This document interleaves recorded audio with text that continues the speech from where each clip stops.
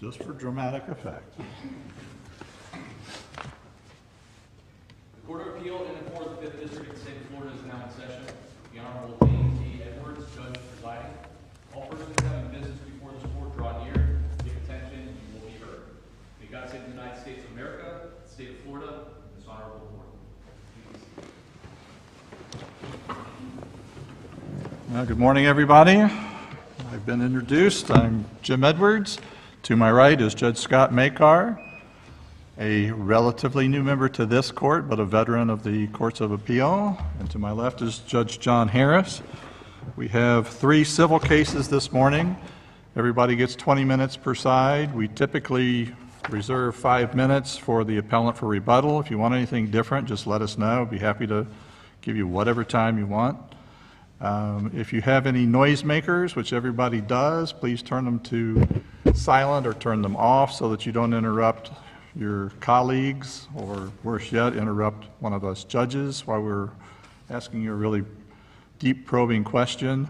The setup here with the clock is fairly simple. When you have the green light, you have all your time available. When you hit the yellow light, you are into your rebuttal time. Red light, it's time to sit down, unless we say otherwise. So with that, we'll start off with Starbucks versus Gold, and that's case 23-157. May it please the court. Megan Logan on behalf of appellant Starbucks.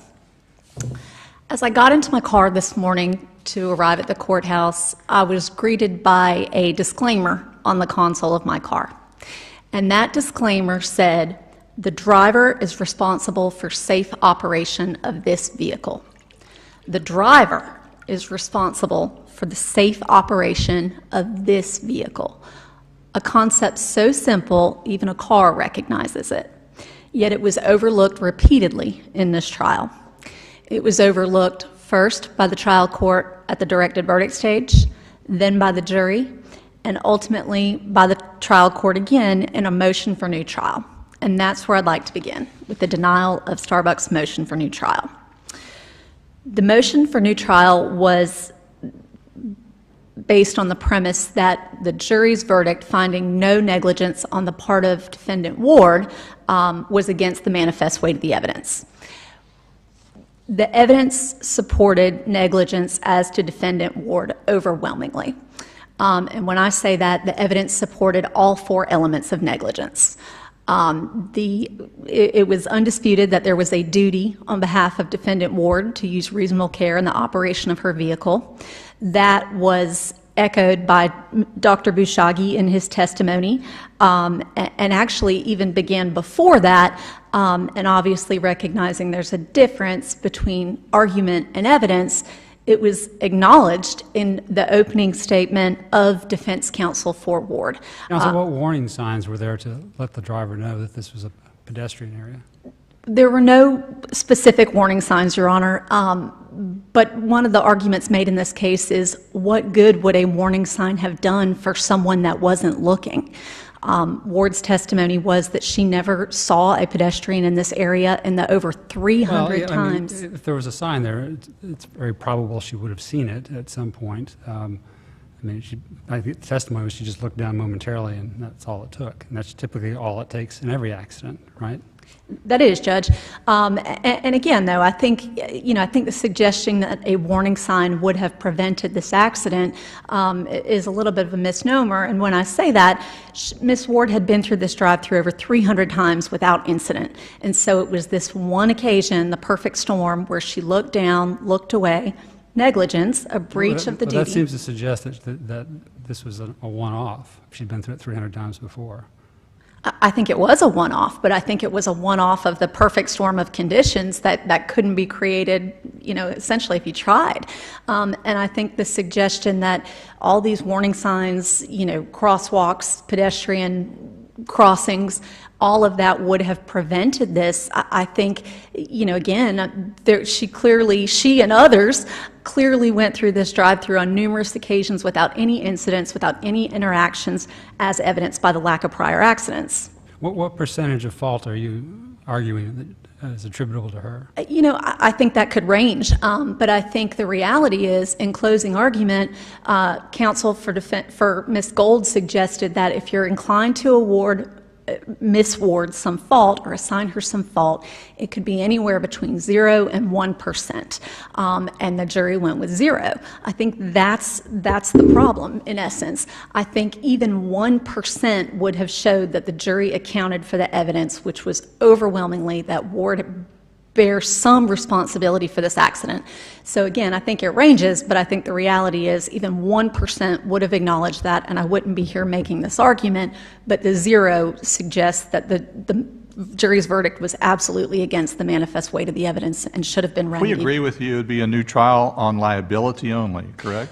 I think so, unfortunately. I think, you know, as with anything, I think we're talking about liability, and I think we're talking about what percentage would be awarded to Ward.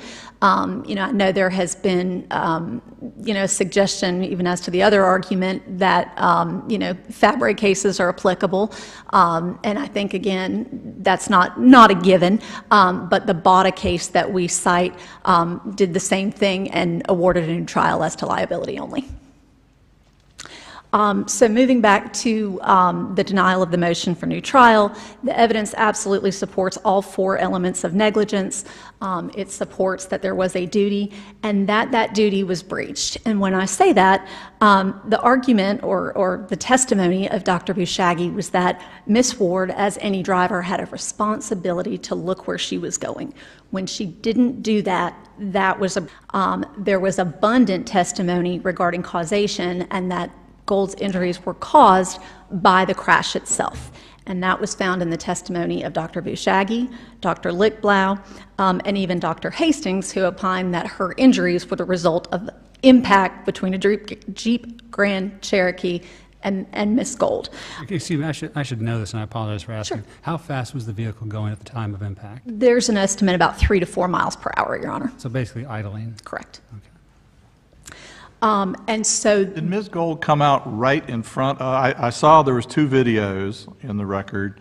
Did she come out right in front of where the car stops at the window, or did she come out at a different location? Yeah, there's actually no video, Judge. There's some photographs that show the car. Oh, there was a video just of a drive-through. It wasn't of her Correct. getting hurt. It was just, it graphically showed you, including the one where you had to wait in line, I guess in line with the very compelling closing argument of how thirsty and hungry you get waiting in that long line. But absolutely. And you're referencing the videos taken by Dr. Bushagi as part of his expert testimony.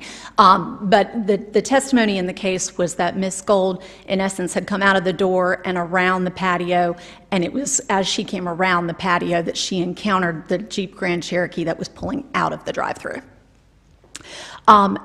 The only evidence that Miss Ward was not at fault was the conclusory testimony of Dr. Bushagi that her actions were reasonable, that these were the actions of a reasonable person.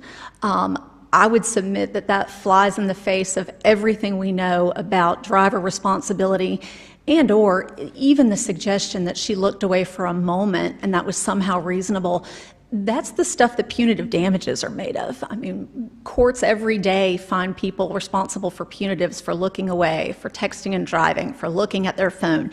And all of a sudden, based on a conclusory opinion of a paid expert, it is now a reasonable action to stop in the drive-thru and look down while your vehicle is rolling. I'm not sure I've ever seen a case where just looking away for a moment ends up being an intentional act justifying punitive damages. I'm not sure what you're talking about. I don't think it's an intentional act, Judge. I think the suggestion or the analogy was that, again, it's not reasonable to look down while driving, which is absolutely what she was doing. She was not stopped. Her foot was not on the brake. She was in movement. She was driving.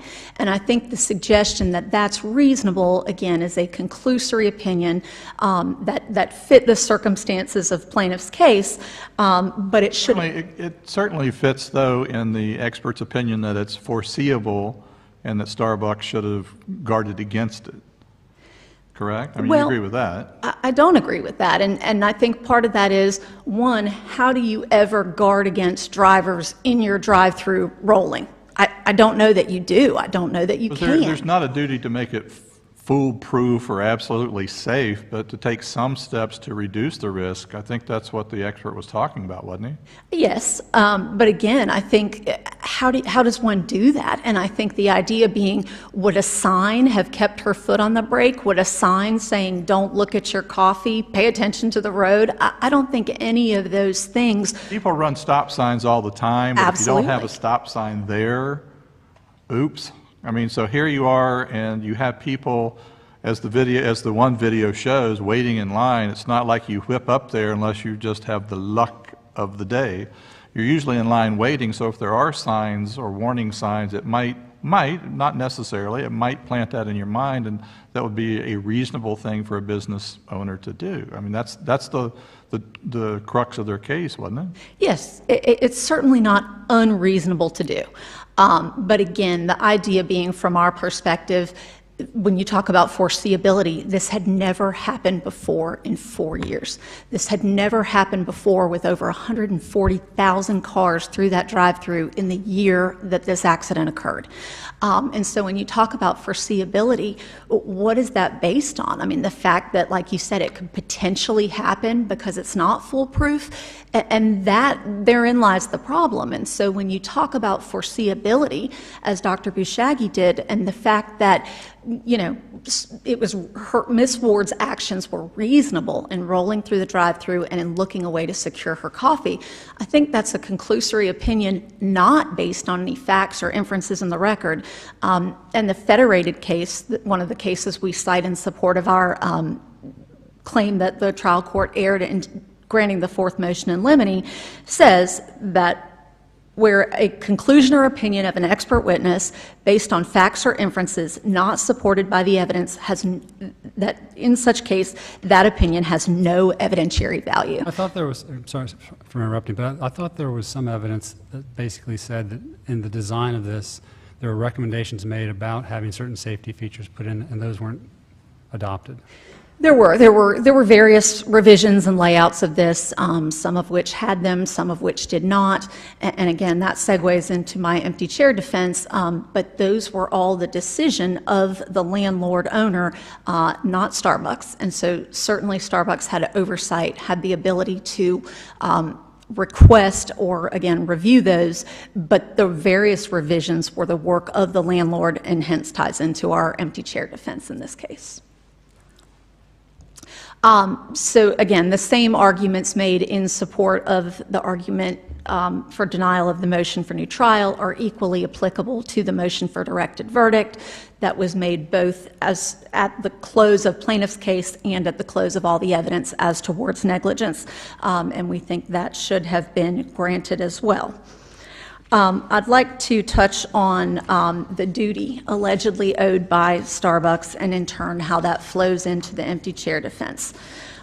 In this appeal, Starbucks is asking this court for a determination that under the facts of this case, it, as a tenant of a multi-tenant commercial building, owes no duty to invitees where the duty is expressly reserved to the landlord. And in the briefings, you've seen arguments that that standard is simply not applicable. It's only applicable in cases involving criminal attacks by a third party. I would suggest that's not the case. I think both the Diaz case and the Martinez-Mare case support the fact that they can be used in other cases aside from criminal assaults by third parties. The Davis case is silent as to the exact facts of that case, but there's no suggestion that it was a criminal assailant. I also think that when you look at the reasoning or the rationale behind the application of such a standard to criminal assailants, it's much more like the facts of this case than it is to the static conditions that existed in either the Levy case or the Burton cases that are cited within the briefs. You know, first of all, you talk about a criminal act of a third party, and the court's rationale in applying that standard seems to be, again, that there was no foreseeability, that there was no warning that could be given by the tenant that would have prevented such a situation. And I think here there's a similar concept in that it was a third party, Ward, that caused the accident. And again, what warning could Starbucks have given? Obviously, a warning to look for pedestrians, look for traffic, but again, no guarantee that any warning would have prevented this accident. But isn't Starbucks a little different here than, say, a shoe store in a mall or something? Starbucks had the right basically to override any of the plans that the landlord came up with, didn't it? It did have that right, but again, I mean, I think it's important to look at this in context, which is, you know, the services and the professionals that Starbucks utilizes and has on the project. And so when Starbucks opens a location in various jurisdictions, it does so relying on the landlord, on local building officials, on all of the people involved to ensure that it meets code, to ensure that it's, you know, that all of the safety standards and the best design possible is adopted. Starbucks looks at those plans, again, mostly from a, you know, kind of PR or utility standpoint for their operations. I mean, how many cars can you stack in a drive-thru safely? You know, how many customers can you serve? Those type of things. But they are not boots on the ground, hired, you know, architects, surveyors, engineers, all those things to ensure that it's the best design, or even, you know, an alternative design. What if there's a car backing out of a parking space in the parking area and backs over a customer walking through? Is there a duty on Starbucks there, or is it duty on the owner of the parking lot, the third party, or how does that play out? Yeah, I think assuming it's a common area, as this was defined under the lease, the landlord takes responsibility for that. And So I was hoping to hear more about the landlord not, you know, being part of that verdict, but. sure, and I'm happy to address that. I see that I'm into my rebuttal time, or I can address it on rebuttal.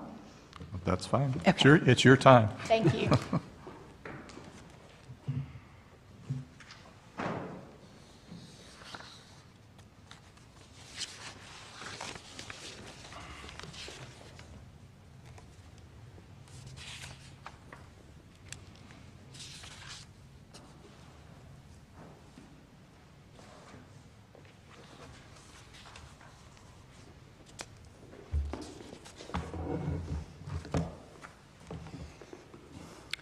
Good morning, Your Honors. May it please the Court.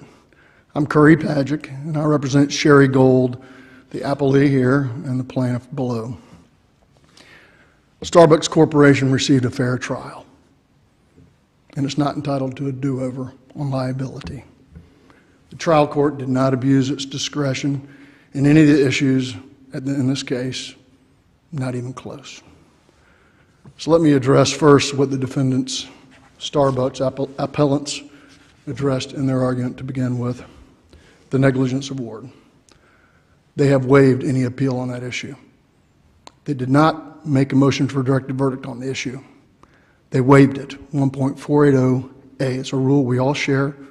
It's a rule that protects us all. It's the law in the state of Florida. Number two, they did not file a post-trial motion to set aside the verdict on the issue of negligence. 1.480B. They've waived the issue, and that's the issue they started out with here today. Even if it had not been waived, the overwhelming evidence that Starbucks negligence caused this incident. Starbucks had control from day one. They had the right to control the setup of this entire property, and they exercised that right. From up on high of Mount Seattle, they directed exactly what happened in Nassau County. Not only did they design it, they designed out the safety. There is not one iota of safety in this design. They designed it in. They took away the stop bars that were in the original design, Starbucks' original design. They took away the stop bar for the exiting drive-through traffic. Number two, they took away the sidewalk, which was there for safety for people just like Miss Gold. Could have been a 6-year-old, could have been a 72-year-old person like Miss Gold, could have been a mom with a baby carriage that got ran over. Counsel, I'm sorry to interrupt, but I mean, let's accept that there was negligence by Starbucks. But Yes, but that doesn't get us a resolution of the issues on appeal, correct? Yes, sir, you're correct. The issue's on appeal. Then I will jump to those. Yes, sir, Your Honor. First, they talk about the fourth motion in limine and the issue of the duty of care to customers. Clearly, that is an issue of law for the court. The court determines the issue of duty, Not only did they not appeal, did they not move for summary judgment on that, they never moved for a directed verdict on the issue of duty. They have never filed a post-trial motion on the issue of duty. Let's focus again on how is it okay for Ms. Ward to not look where she's going while her vehicle is moving forward. I mean, she was going slowly, but if you ask Ms. Gold, it hurt and caused her damages to the tune of like $8 million, right? So whatever she did factually caused the injuries to Ms. Gold. And how is it that a jury can find she was not at fault 1% of or 0.5% or something? I mean, I think in the grand scheme of things, since it would be a new trial on liability only, I don't think it's going to change the price of a Starbucks cup of coffee, but how can a jury come back with the evidence presented and not find her at least some percent at fault? The question is, was this a zone of risk created by Starbucks? Was it reasonably foreseeable that this would happen? As the court talked... No, that's not the question. My question is, how can a jury not find her driving forward with her foot off the brake, not looking where she's going, some percent at fault? Well, there's two issues. First, this is a question of fact for the jury. The evidence was overwhelming that this is something that is reasonably foreseeable to occur. Number one, was it negligent? Number two, did it cause the injuries? Did it cause the injuries? The jury could say, A, either one, she was not negligent, or B, the cause, the proximate legal cause of this incident was Starbucks creating the trap. That both of these... Counsel, I'm sorry, I think, at least I'm hearing Judge Edwards wants you to address the 0% assignment of fault. If I could refer to the case of Valenti versus, excuse my pronunciation, Sareva. It's 292 Southern 3rd 50. So it's the second DCA 2020. In that case, a motorist changed lanes into a motorcyclist. And the motorist said he looked carefully before he moved. The jury could believe him or not. I'm familiar with that case. Yes, sir. We don't have that here. We have Ms. Ward was not looking where she was going with her foot off the brake, even though she's going 3 or 4 miles an hour. I mean, it's not horribly reckless like, as I'm sure you saw some folks on I-95 and I-4, it's not that situation. I mean, nobody's claiming Ms. Ward is a terrible person, but that case is not our case, is it? Respectfully, Your Honor, this was a blind corner created by Starbucks. She came around a blind corner created by Starbucks. There was a sidewalk there for the pedestrian to step on to look to see if the exiting from, this happened in the drive-through lane, which was under the exclusive control of Starbucks. There had been a sidewalk. Starbucks at the last minute wanted more space on their patio. I get that. Trust me, I understand that. I saw the evidence on the other Starbucks.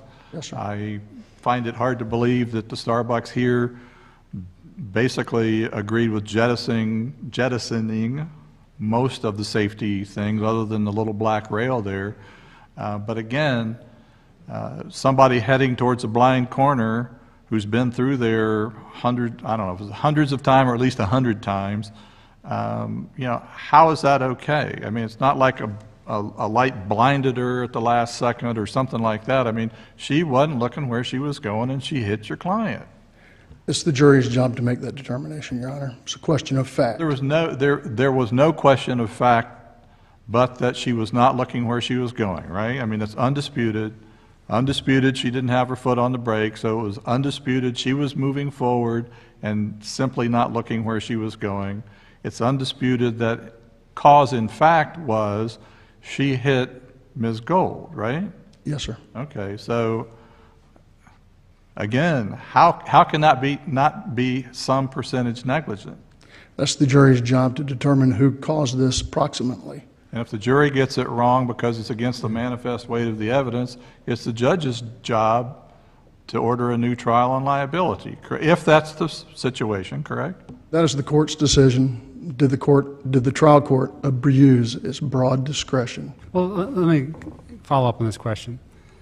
I thought I understood your theory to be on the 0%, which is that the jury could go back and deliberate and say, gosh, it really looks to us like this wouldn't have happened if Starbucks had done their job and had adequate warnings and so on and so forth. So we're not going to necessarily excuse what the ward did, but we understand in the context of comparative negligence, we think it's 100% on Starbucks in this instance. Yes, sir. And I think, I'm not making an argument for you, I think that's, Yes, sir. I think that in that your argument, then your briefs and. It is. The jury decided that this is 100% the fault of Starbucks, not the driver, because this is something that Starbucks should have foreseen and I'm sorry to prevented. interrupt again, because I know we have limited time. Yes, sir, Your Honor. But Thank you. do you have a case out there, is there a case somewhere in Florida, maybe elsewhere, that says, okay, there was admitted negligence by one of the defendants, yet the court upheld a comparative negligence that had 0% assigned to that person? I'm not aware of that, Your Honor, but I do know that the jury does not have to accept even unrebutted expert testimony that it was someone's fault. The jury does not have to accept someone's opinion that it was their fault because she liked their coffee. And that's what happened in this case. There is one case that I would like to discuss, which is akin. There's not a case on point, Your Honor, that I'm aware of. There is a case akin, which is the Levy versus Home Depot case. It's a 3rd DCA 1987, in which they quote Prosser and Keaton on torts. When they talk about when there's a condition in which someone may have their arms full of bundles, it may be anticipated that the visitor will not be looking for a hazard. That's akin to this case. Starbucks placed that coffee and placed that biscuit in her hand, knowing that she would be distracted pulling out of the drive-thru. At the same time, Starbucks made the decision to put pedestrians into that blind corner where this happened. So a jury could hold that a woman with arms full of bundles walking on a sidewalk is not responsible for tripping over a 3-inch hazard on the sidewalk. It is foreseeable that this person would be putting her receipt in her purse and eating her biscuit or taking a sip of her coffee for 1 second. And the jury can decide it's not her fault. She's not negligent for causing this. It was Starbucks who set the trap for these two people, two victims in this case, to fall into. My argument, ladies and gentlemen of the jury, you can assign 0%, you can assign 5%, but that's your job. It's not the government's job. It's not the judge's job. It's the jury's job under our Constitution. What about the empty chair argument not being permitted? I'm sorry, say again, Your Honor? What about the empty chair argument not being permitted? Well, it was permitted. It was never prohibited. In fact, you can see it in their argument. Well, I did see in their argument, and I would agree with their characterization, that they came about as close to it as you could without getting whacked with a gavel.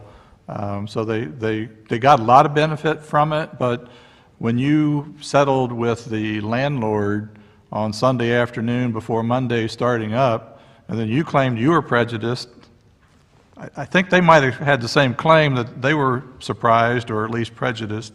But why couldn't they argue empty chair? I mean, I don't think it would have been successful because it's an all or nothing deal, and I think probably after the evidence, I'm not sure it would be successful, but why weren't they at least allowed to give it the old college try? Number one, Your Honor, they did, and they were allowed to. The court never prohibited them from doing so. The court said you have a duty, that is a matter of law. That was the only ruling. The court said it was too late and too cute. Too late, too cute to argue they didn't have a duty. Too late and too cute to argue empty chair. Your Honor, I believe that was not on the empty chair issue. It was, in fact, on them trying to argue they didn't have a duty in this case. In fact, we know that the court didn't rule on the empty chair because he didn't shut them down when they made that argument in closing, and we did not object. They never put these people as Fabre defendants. Page 617, the court, this is all too cute. How could it be? We're here, plaintiff had known there would be this quote-unquote empty chair defense. There have been alterations to the presentation of evidence. So it most certainly was about the empty chair, and they were not permitted to make a full-blown empty chair. Again, I agree. I don't think it would have been successful since it's all or nothing, but how can they be prevented from that? The case law is clear. A general denial, which they made among other things, a general denial is all you need to make the empty chair argument, right? Well, not necessarily. They have conflated the duty issue into an empty chair to try to create an empty chair appeal. What is the empty chair? I think we need to address that. The empty chair rule is that when a non-party is alleged to be the sole cause of the injury at issue, the sole cause. What was Starbucks Corporation's opening statement? There are two people who caused this, an inattentive driver and an inattentive pedestrian. We're not talking sole cause. That is their opening statement. Those were their five defenses. If you're going to allege sole cause, you have to have sole cause of the injury at issue. This is not the Vila versus Philip Morris case, in which they put into evidence that the man who was addicted to cigarettes got addicted in foreign countries made by cigarette makers that were not Philip Morris. And they put that evidence into the record, and then they were prohibited from arguing empty chair. This is not the USF case versus Carter, in which they wanted to put into evidence the testimony of the expert that said the sole cause of this injury was the failure to give antibiotics by the critical care team. They are prohibited from putting in that evidence to prove the sole cause. This is not a sole cause argument. They were blaming everybody else, and then at the last minute, they wanted to utter the magic words of empty chair, which is not what the law allows. The law allows, if you're going to argue a sole cause, that's empty chair. They didn't do that here. They wanted their cake, they wanted to eat it too, and they wanted a free bite at the apple. And that's not what the law is. If that's the law, all they have to do is utter empty chair at the end of every case, and we'll never have finality. In this case, they were not prevented from putting one iota of evidence in, not once. In the USF versus Carter case, they were prevented from putting in that expert testimony that the failure to administer antibiotics was the sole cause. In the Philip Morris case, they were not allowed to argue empty chair because the court didn't think, I don't like that argument. This isn't that case. No evidence was prevented from coming in.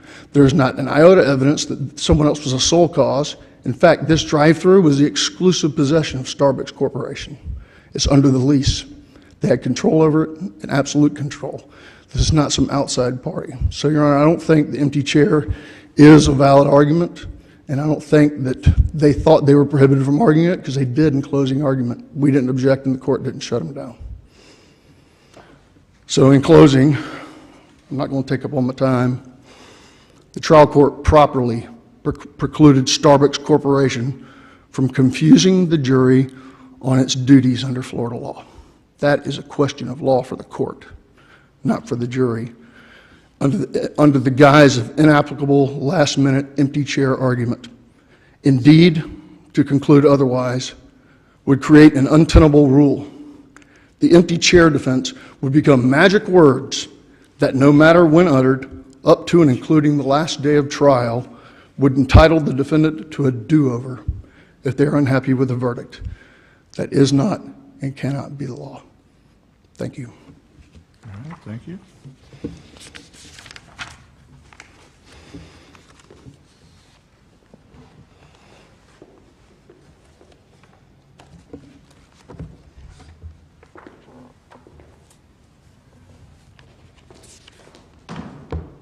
I'd like to spend my remaining time addressing the empty chair as well, but before I do, I want to go back to one point as it relates to the duty owed by the landlord versus the tenant, and one distinction that I think is significant, which is that in the cases cited by Gold, which include the Levy case versus Home Depot and the Burton case, and specifically Levy, because Levy says that the holding or the analysis in Federated was not applicable.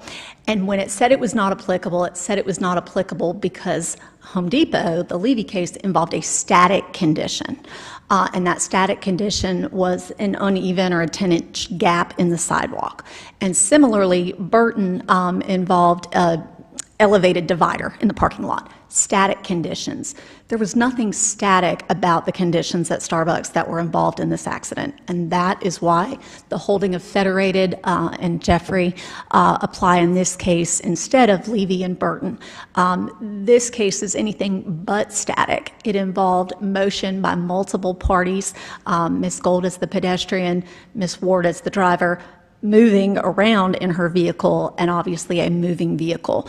And so, again, based on all that movement and the lack of a static condition, that is why those cases are not applicable. Quick question, if there hadn't been a settlement on the Sunday before trial, what Yes. would the verdict form have looked like? Wouldn't it have been apportioning negligence among the defendants? Absolutely, Your Honor. It would have been any comparative on Gold and then Island Walk Station as the landlord. So this can't be unusual where someone settles and there's multiple defendants. I mean, typically I would think that there's an ability of the plaintiff to argue at least some of the negligence of the settling defendant contributed. Yeah, agreed. And I don't think it is. I mean, I think even the Levy case, if you look at that, there was a settlement of the landlord prior to that, and it left the tenant hanging out there. And so again, to move toward the empty chair defense and the argument, yeah, I think that was exactly the question, Your Honor. I mean, here we are Sunday afternoon before trial. The landlord is now out of things, and so the question is, do we name them as a fabre based on an alleged shared duty, or do we attempt to empty chair them based on the fact that under the lease, they are responsible for the common areas, which include the parking lot where this accident happened. And so to the point of what was required and what occurred, I think the context and the timeline of that is important too, because the first notion to the plaintiff that we intended to pursue an empty chair was not after the close of their case. We talked about it early on in the trial, and the trial court was the one who said, I can shut that down via motion in limine. But despite saying that, the case proceeded all the way through plaintiff's case, and there was no motion in limine filed until that Sunday after they had closed their case and Starbucks was to start their case. And that motion in limine, again, erroneously stated Florida law as to the landlord's duty in a situation like this, given that there was no static condition. But beyond that, again, we had satisfied all the prerequisites for that empty chair. And so when the court initially granted the motion and said, do you have, counsel, do you have anything that says she, referring to me, can't do what she's doing? The response was no, just that it had not been pled as an affirmative defense. We readily responded to that, saying an affirmative defense is not required. It's just a general denial. And the court on its own came up with a prejudice argument. It was never argued by plaintiff that they were prejudiced, and to the contrary, they had been or should have been expecting us to assign fault in some context to the landlord. So it wasn't just, a suggestion of magic words or that, that was an easy out for us after the fact. There was always an intention that Starbucks would split whatever liability came its way with the landlord because of that arrangement. There were no cross claims, were there? There was not, Your Honor. Obviously, the lease provided for the potential for indemnification, but there were no cross claims. But there was always the potential that they would share whatever liability, however that looked, whether it was all parties listed on the verdict form or through the assertion of an empty chair defense. And in this case, Starbucks was wrongfully precluded from pursuing that defense. And again, as close as the line as we could, but certainly not the full extent of what we would have argued and alleged had we been able to present that empty chair defense. Thank you, Your Honors. Thank you.